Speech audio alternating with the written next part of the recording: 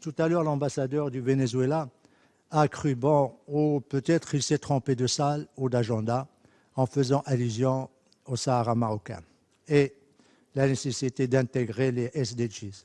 Je voudrais à cet égard juste lui dire que le Maroc a investi depuis 2 ans 7 milliards de dollars dans le Sahara marocain.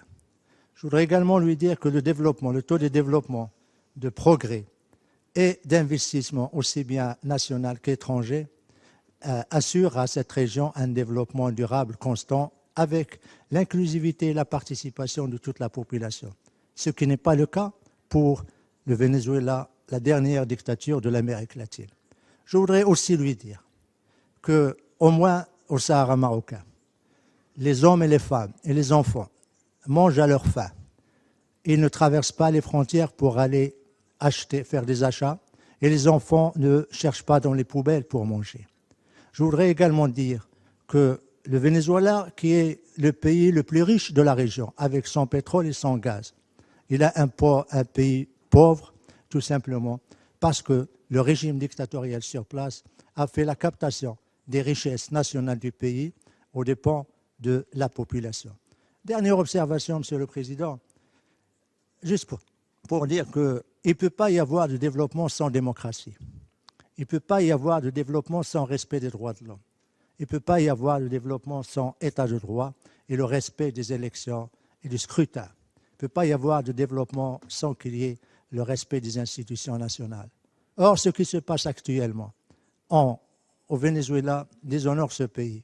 Et nous sommes très heureux d'apprendre que finalement, aujourd'hui, le président Maduro a fini par demander l'assistance humanitaire des Nations Unies. Le plus grand pays d'exportateur du pétrole et du gaz demande l'assistance des Nations Unies.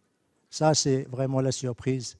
Et surtout, la flagrance d'un régime et surtout d'une diplomatie et d'un ambassadeur qui, au moment où son peuple ne trouve pas de médicaments pour se soigner, ni d'aliments pour se nourrir, ni de lait pour nourrir les bébés, ou également on ferme les écoles pour permettre d'économiser l'électricité, lui, il se permet de se balader dans ces 2 jets privés à travers les États-Unis et à travers les pays des Caraïbes.